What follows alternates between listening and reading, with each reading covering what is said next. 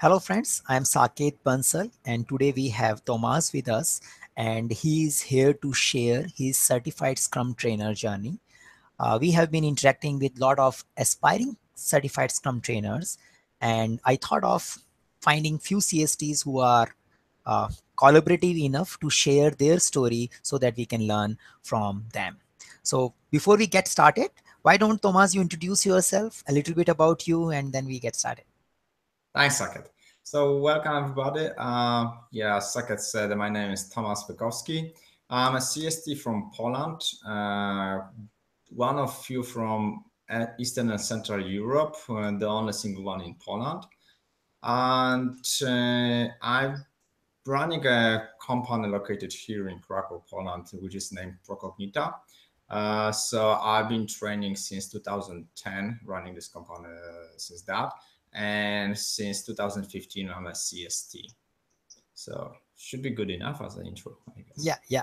And just to add, like Thomas visited like two times with us in India. Like he has been to India before as well, and he conducted various CSM, CSPO sessions in Delhi, Hyderabad, Chennai, Bangalore. So he's quite familiar with our territory. So yeah, that is what I wanted to add. So Thomas, what I'm hearing is that you have been like teaching certified Scrum programs from 2015. So you are CST since 2015, is it right?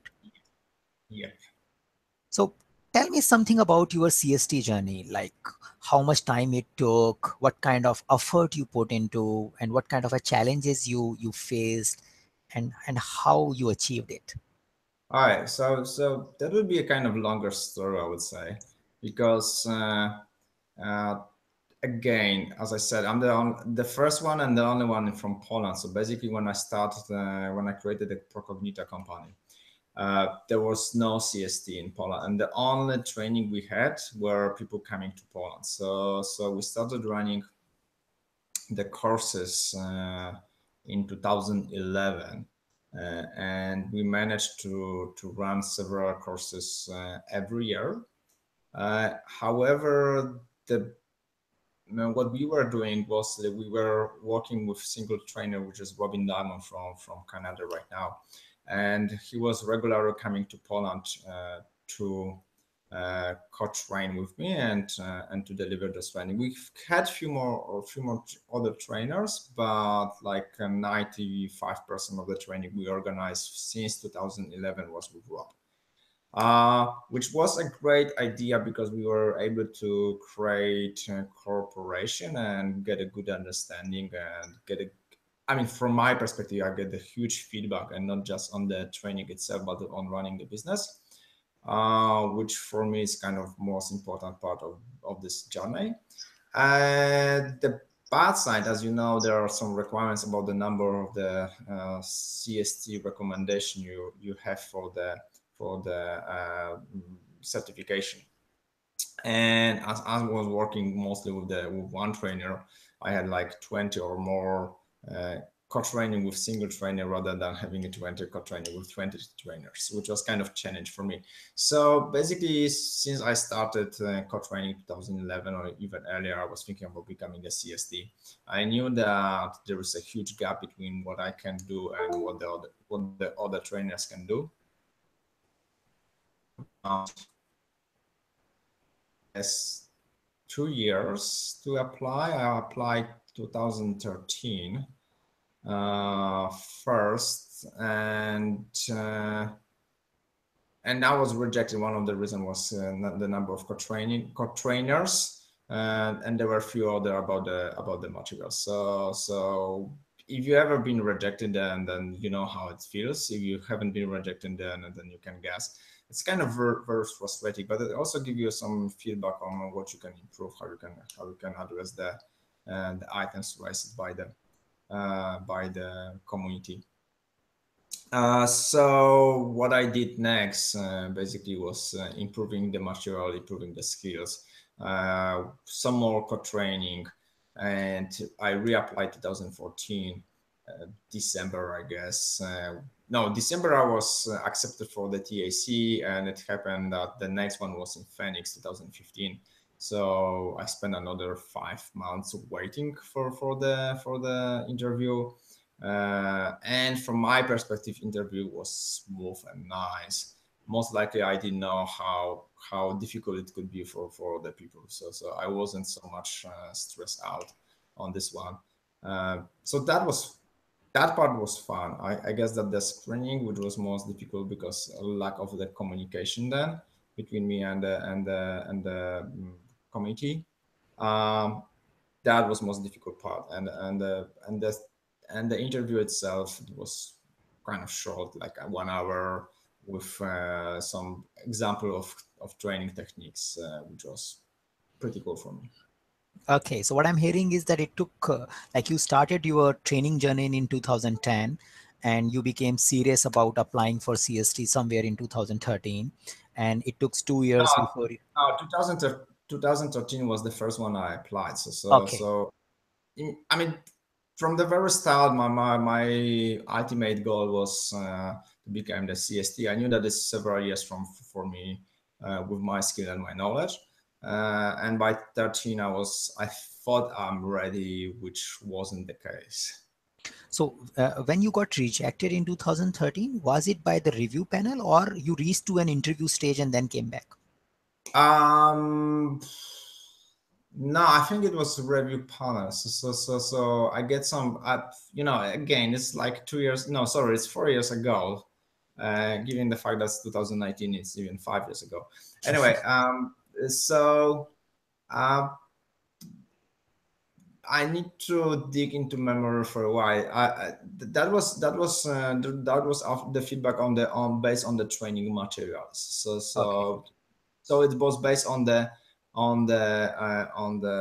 documents I have created, okay, and which was not enough for to pass. I mean, one of the observation I made is that basically the people who are screening your materials, they need to be 105% sure that they pass the right people. So any doubts, they rather will be on making sure that they don't let you go, because otherwise, if they let go someone who is not ready there yet, then they're going to have a challenge with that, right? So anything you write in your materials, make sure that those people can read it. And again, keep in mind that they don't have much time for that, so they do it in their free time. No one is paying them, or if they get some benefits, that's not their core business. And what else? I mean, they need to make sure that they feel comfortable. So keep in mind that their perspective, not your perspective, not try what you should write from your perspective, but what they want to hear from you. That's important, because they're looking for some patterns. okay. And I want to talk a little bit about your co-training you're doing with the one particular trainer. So like, and since you were organizing his sessions consistently in your country, was not an issue with the tag that it could be a conflict of interest? How you manage that? That was, and that was the point that was rising 2013. And I was making it clear that uh, yes, there is a lot of interest together. However, there's a lot of learning here together. So during the next reapply, I make it clear that what are the benefits of co-training with one single trainer than with several trainers. So thanks for raising this one. I forgot about this one, but this was one of the points that was rising up in 2013 when I was rejected. So what I'm hearing is, based on your experience, it may be advisable to work with more than one trainers, and also take care of specifically about conflict of interest area. So I would say two different things here, because from the passing exam or passing the certification, um, yes, having more than one core training is a great idea. So it's just easier if you have like several recommendation. Although many trainers now are looking for like few trainings, core training, to give you a recommendation. So they're not so willing to give you a recommendation after the first training. Um, from other side is that long time cooperation with one trainer build a relationship. And remember that the moment you join the trainers group doesn't mean that you're end. That's just the beginning of your I mean of your path, right? So from my perspective, I mean, having a CST with whom you have a strong relationship, that was really really important. The place I've been 2 years ago in 2015 and the place I'm now, that's completely different. And the moment you join the community you don't know, the moment you don't know the behaviors inside the communities, so that's a brand new group for you. And you don't have a member who can help you there, answering the question, telling you what is happening there. That can be kind of challenging for you. So again, from my perspective, having a long cooperation with one single trainer was beneficial, but from the passing TAC certificate, I mean training certification, that was kind of challenge for me. Okay. Now, before I get further into CST and aspiring CST questions, what made you think about becoming certified Scrum trainer? What was your reason of taking this particular path? So again, 2010, I created a company that was aimed on sharing the knowledge, and that was the time when basically we were supposed to explain what is Agile, what is the difference between Agile and Waterfall, which Agile wasn't well known in Poland at 2010. Now it's completely different, and now on the training, I'm explaining what is really Agile instead of what you think is Agile. But 2010, most of the people haven't heard about this one. So my goal was to promote this, what is Agile, and promote what is Lean, and bring more and more information and knowledge to Poland. So that was basically the idea uh, those days. And I knew that there's a group of people who know how to do it, and basically I wanted to join the club. So that was one of that wasn't the main goal of becoming a CST. It's more like a by becoming a CST, you can become better trainer. Okay, so what I'm hearing is that you wanted to spread agile Scrum based knowledge in your area, and you thought of that joining a group or a community who has this knowledge, which is in a Scrum Alliance, is a good idea, and that aspire you to become a certified Scrum trainer. Okay. Now, when I talk with aspiring Scrum trainers, they do face a lot of confusion and challenges, and most of us focus too much on code training. But when I'm hearing your story, I am also catching that preparation of documentation and material is also a critical thing. And if we don't prepare the document and material well, even the code training won't help, because you may get rejected because of material mapping. Any specific advice you want to give for preparing the material for tag review for your CSM, for the CSM class or something? Okay, so I would say there was more into becoming a CST than just the preparing material. But if you focus on this one, and again, I'm kind of not, I don't have the latest news on that because I was doing this 2014 was the last time I applied. Uh, so even though my suggestion is keep it simple, make sure that the most important items are there, and make sure that they can easily find the answer for the question. That would be my recommendation. Having any videos from the training is super beneficial for you because they can see you in action. Having pictures is useful. If you're doing any kind of training from the back of the room, you should have a picture of what you create, because it won't be, otherwise you won't be able to explain anything uh, by writing. What else I would looking? I'm again, that could be better to ask someone from the TAC, but I would expect them to be looking for information like uh, how do you handle difficult question? How do you handle different size of the group? How do you handle if something is happening on the training? So this kind of behavior you expect from the trainer, like having a different set of exercises, having different set of examples, having your own stories, or do you tell other people's stories? So this kind of stuff will be my guess. Again, that's not 100% sure, but that will be something I would focus. Okay, okay. So when we talk about material, it should be simple enough. You should be able to explain it well, and you can expect queries related to handling difficult questions, situations, scenarios, which is coming from a class. And they may also want to see the authentic stories, which is helping you to communicate that particular stuff. If I think about it, my materials was like a huge documentation for the project. So again, if you ask me now to do a review for someone else's materials, and I would spend so much time in reviewing my own materials, that would be a lot of time and kind of painful for the reviewer. So if you can make sure that it's easier for them to navigate through your material so they can easily find the answer for the question they have, that will be pretty important. It took me a while to create all the materials, especially most of my trainings were in Polish, so I had to translate everything to English to make sure that I have all the information in English. Okay. Okay. And anything else about documentation, about the experience, the vision statement, any advice for that? How the why behind becoming CST? Any your So insights? Yeah.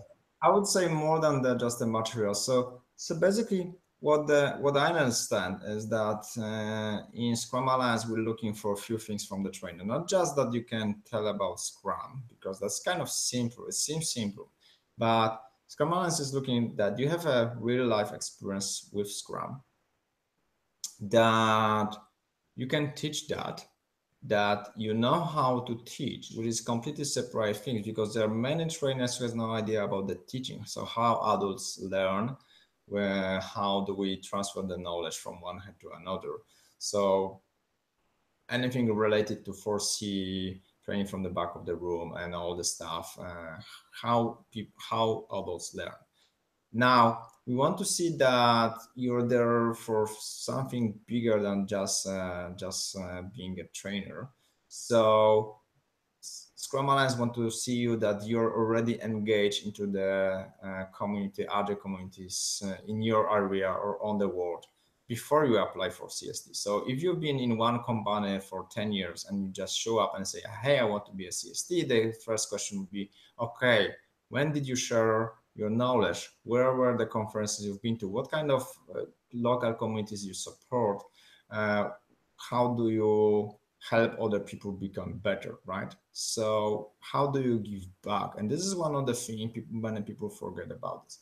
Now, from my perspective, is the very important question is why you want to be a CST, and I don't think that money is the best answer for that. And uh, what do you want to do after you become the CST? So because just because you are the CST doesn't mean that you will be able to build a sustainable business on that. And otherwise you can end up with someone reselling your trainings and taking most of the money from you, and you will be just traveling all over the world with no idea where you are, with no connection, with no way to support those people later on. Because the thing is that when you're coming to Poland or any other country and you want to give people the knowledge in 2 days, but you want to make sure that they are developing. So how you make sure that they get the connection with other people, how you make sure that they have some local groups, how you make sure that they can reach out to you after the training. So one thing that is not checked by the Scrum Alliance, which is really important for me, is this business. How do you want to run your business? How do you want to sell the trainings? Where is your business opportunity? And having a Procognita since 2010 let me establish the market. So when I became the CST 2015, there was already some connection we made, and we were able to run the business efficiently. I mean, the start was kind of difficult for us, but right now we are well established in Poland, and Poland keep us busy. That we cannot go to India despite your queries about that. So because we have so many working right now happening in Poland, we focus mostly on this country. But it took us like 7 years by now to create this company and create this business. Okay. So what I'm hearing is that along with the documentation, the idea of the community engagement, the idea of how do you transfer the knowledge to the participants, and the knowledge transfer or the program is not limited to just 2 days. What do you do beyond 2 days, which ensures that people get the message? How do you support that? So those things should be coming out well from your application, which shows that okay, this is my reason, this is my plan, that is why I want to do it, and this is how I want to take it forward. And maybe some idea about how are you going to run your business model may also help, but that may not be Um, critically that checked. might that's not required, but that might help. Hmm. So that's not mandatory right now. Yeah, how do you give back to the community? How do you share your knowledge? How do you establish your position in the other world? So you're already recognized. So Scamala is looking for someone who's already recognized in the market, and to grant him CST rather than to have people who want to become the recognized just by having a CST. Okay. So the last statement, what I'm hearing is that Scrum Alliance wants to work with the people who are already recognized rather than they get recognized because of having certified Scrum Trainer tag. Yep. So CST, this credit is something like just adding to the existing personality rather than creating a personality by itself only.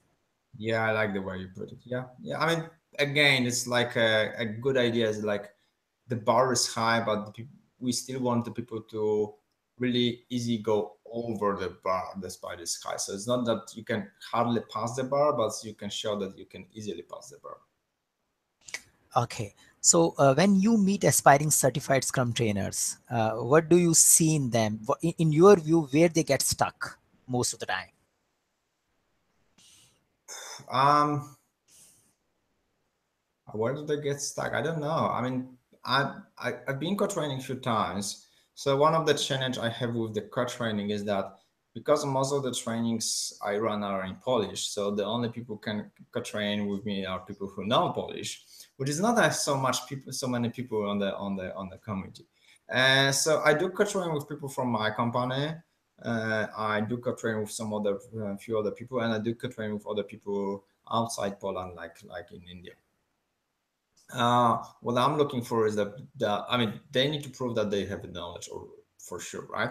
And most likely the training skills I will see on the training, but before the training I will also make sure that they know how they want to teach the material. So basically before the training we'll say, okay, what do you want to teach and how you want to teach that part of the material. And then I observe on how do they interact with the group. What is the group reaction for what they do.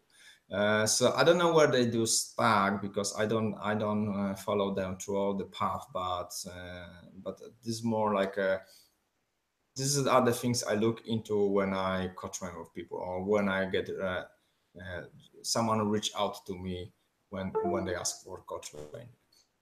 One thing for sure I mean, I'm looking especially at that is that if they reach out to me or if they reach out to with like a cold calls to anyone else, right? So if people are, I'm having a request like, hi, I just become the CSM and want to be a trainer.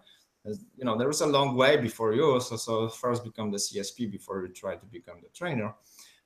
So this is basically means no. But if I have a relationship established with that person, not exactly about the co-training, but for example, I know them from before because I've seen them on some conferences, or they are recommended by some friend of mine.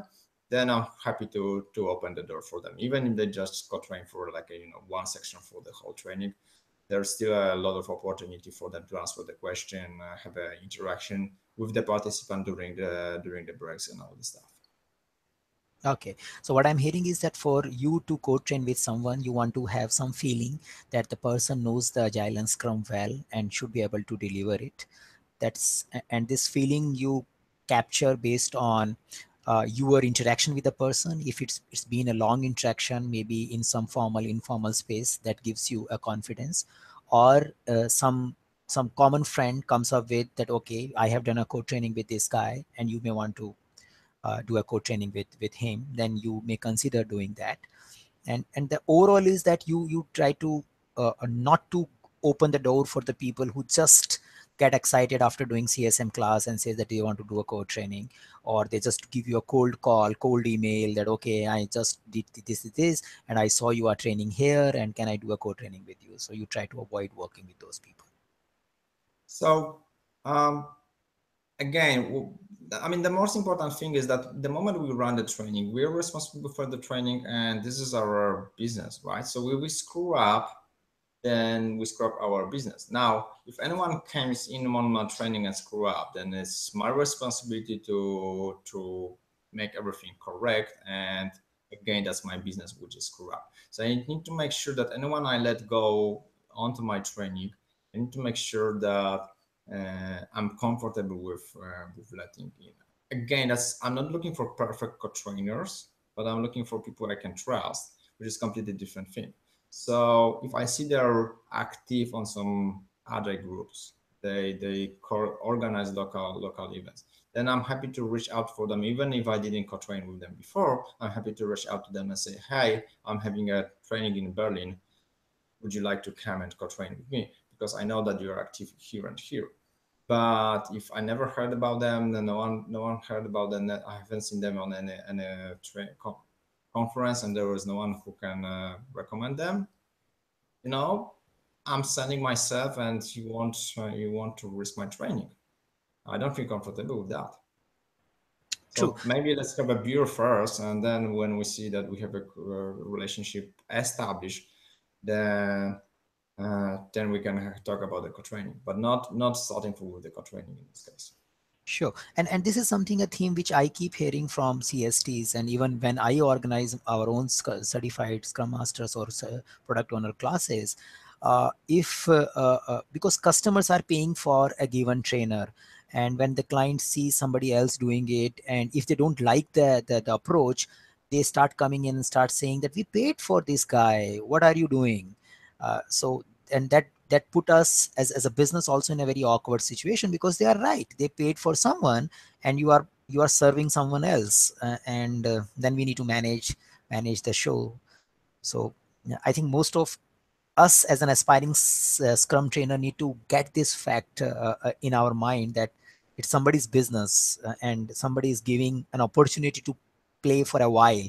So we need to develop that confidence so that the person feels confident about it.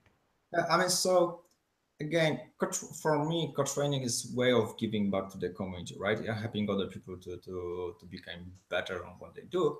Uh, and again, I need to make sure that I'm comfortable for having someone else to co-train, right? So I want the other people to co-train with me because this is the way I can help them become better in what they do. And I also, I mean, anytime I co-train, I also learn from something from other people, which is cool because I can borrow one exercise from one person, a second exercise from second person, just an example from the other trainer, which is great, right? Uh, and I also want them to learn something from me, which is cool as well. Uh, and I want to make sure that I have a control over the training as well in this case. Great.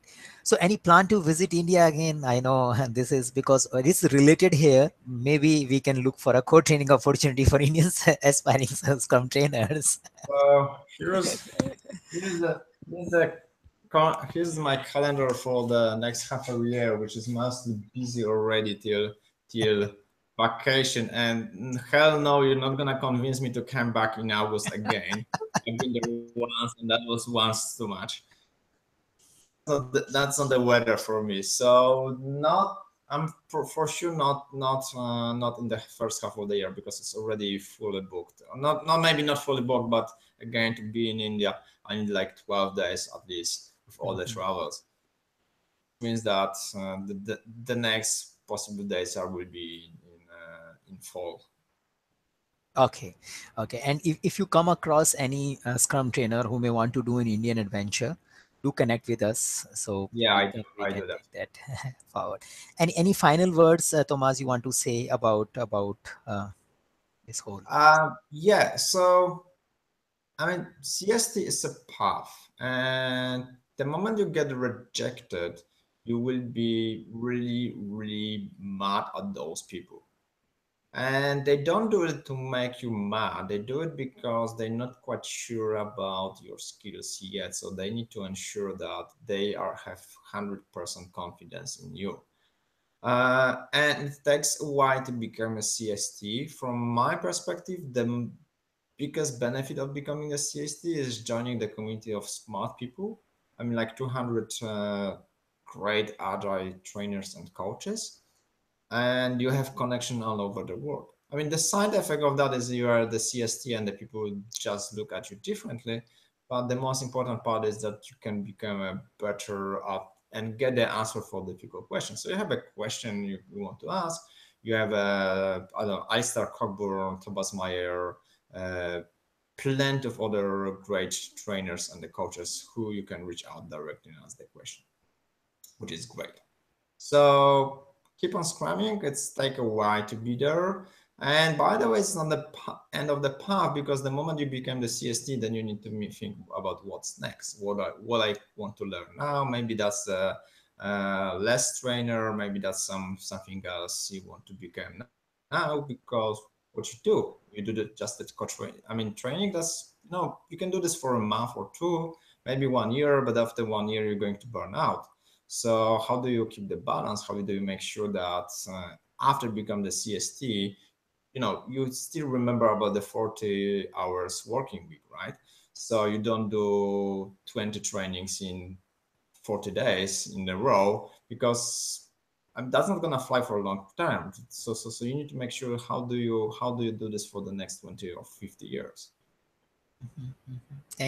Thank you, Thomas, for sharing your thoughts on becoming CSTs, and I'm sure it will help us as an aspiring CSTs to take some ideas and refine our journey. Yeah, I hope so. If you have still any question, then you know where how to reach me. Yeah, You can thank find me you, all. Hi, thank you, thanks. thank you, thank you.